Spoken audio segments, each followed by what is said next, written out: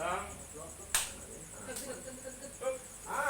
Lima tu lepas tu. Di sini tu sang. Jangan main.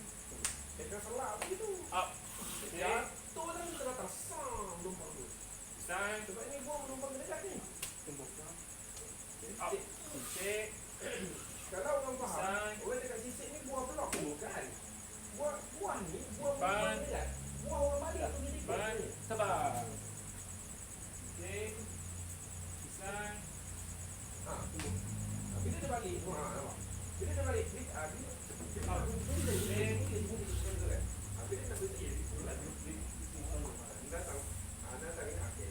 Bila dia balik ni, dia kata tu, ini balik ni, ini datang. Oh, nampak. Orang senang yang makan. Dia tak luang lagi. Pisang.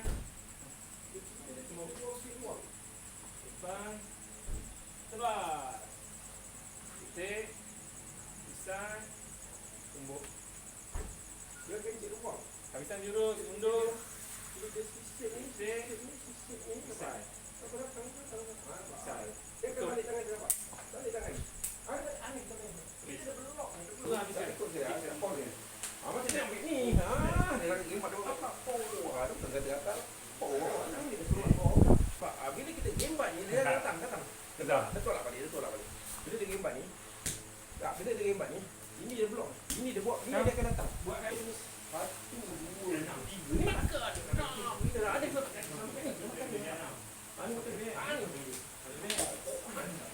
Lagi tak salah. Lagi lah. Mesti kita terus. Aduh. Dia belum.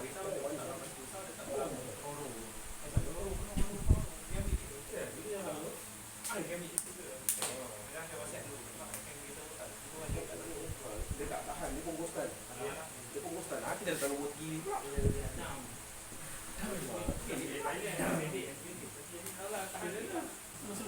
Sedang kan? Oh dah. Ada kalah.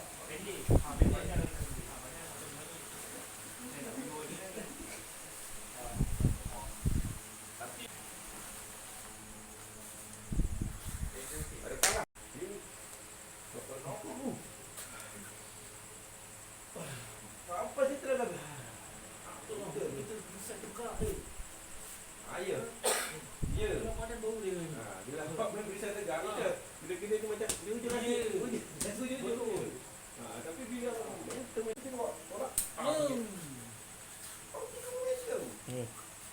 Dia tekan tapi dia nak. Dia tekan tapi dia nak. Tekan orang lebih. Masuk balik. 1, 2, 3 masuk kiri. 1, 2, 3.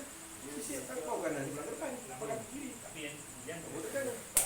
Tahu dah tapi buat. Masuk balik. 1, 2, 3.